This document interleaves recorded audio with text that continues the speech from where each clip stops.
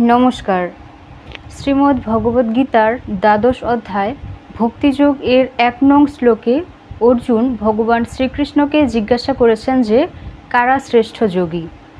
ভক্তিযোগে প্রত্যক্ষভাবে যারা ভগবানের আরাধনা করেন তারা শ্রেষ্ঠ যোগী, নাকি নির্বিশেষ ব্রহ্মের যারা উপাসনা করেন তারা শ্রেষ্ঠ যোগী?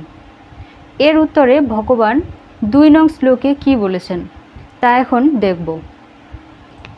ওম নমঃ ভগবতে বাসুদেবায়। শ্রীমদ্ ভগবদ্ গীতা অথ গীতা দ্বাদশ অধ্যায়ঃ ভক্তিযোগঃ।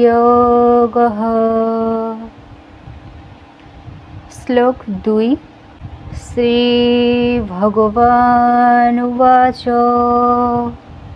ময়্যাবেশ্য মনো ये মাং নিত্যযুক্তা উপাসতে শ্রদ্ধয়া পরয়া উপাসতে মে যুক্ততমা। অনুবাদ: শ্রী ভগবান বললেন, যারা তাদের মনকে আমার সবিশেষ রূপে নিবিষ্ট করেন এবং অপ্রাকৃত শ্রদ্ধা সহকারে নিরন্তর আমার উপাসনা করেন, আমার মতে তারাই শ্রেষ্ঠ যোগী। অর্থাৎ অর্জুনের প্রশ্নের উত্তরে ভগবান শ্রীকৃষ্ণ স্পষ্টভাবে বলেছেন যে যার মন তার সবিশেষ রূপে আবিষ্ট এবং শ্রদ্ধা ও ভক্তি সহকারে যিনি তার উপাসনা করেন তিনি সর্বশ্রেষ্ঠ যোগী।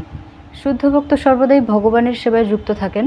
কখনো তিনি ভগবানের নাম কীর্তন করেন, কখনো ভগবানের নাম শ্রবণ করেন অথবা ভগবান সম্বন্ধীয় গ্রন্থ পাঠ করেন, আবার কখনো বা তিনি মন্দির বা বাসনপত্র মার্জন করেন।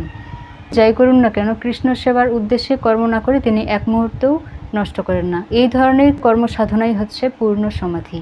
হরে কৃষ্ণ।